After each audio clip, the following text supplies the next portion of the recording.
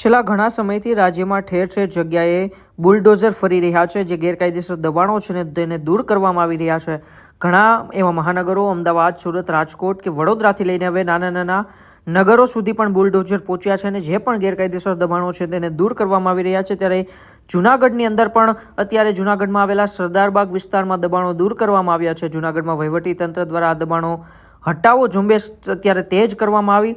સરદારબાગ વિસ્તારમાં આવેલ ગેરકાયદેસર બાંધકામો પર જેસીબી ફેરવી દેવામાં આવ્યું હતું. અંદાજે 16 જેટલા આસામીઓના કાચા પાકા મકાનો અને બાંધકામો જે ગેરકાયદેસર જમીનમાં હતા તેમને દૂર કરવામાં આવ્યા છે, જેમાં 630 ચોરસ મીટર જગ્યા છે તે દબાણ મુક્ત કરવામાં આવી છે. આ મુક્ત કરાયેલ જમીનની અંદાજિત બજાર કિંમત લગભગ 1,27,00,000 જેટલી થાય છે.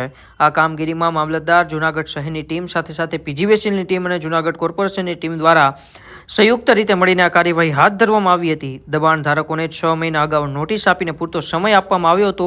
ત્યારબાદ જે આ દબાણની કામગીરી કરવામાં આવી હતી તે બાબતે અધિકારીઓ શું કહી રહ્યા છે, આવો આપણે તેમને સાંભળીએ. Dashrathsinh Jadav, city survey superintendent Junagadh.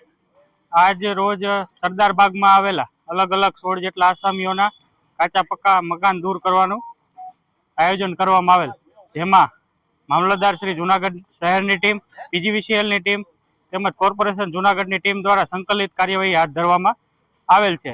આ દબાણ ધારકોને 6 મહિના પહેલા જ નોટિસો આપવામાં આવેલી, પૂરતો સમય આપવામાં આવેલો. ત્યારબાદ કાયદેસરની કાર્યવાહી અનુસરીને જ તમામ દબાણદારોને પૂરતો સમય આપ્યા બાદ આ દબાણ દૂર કરવામાં આવેલ છે. અંદાજે 630 ચોરસ મીટર જેટલી જગ્યા કે જેની બજાર કિંમત 1,27,00,000 રૂપિયા જેટલી થાય છે, એ તમામ જમીનો આજ રોજ ખુલ્લી કરવામાં આવશે.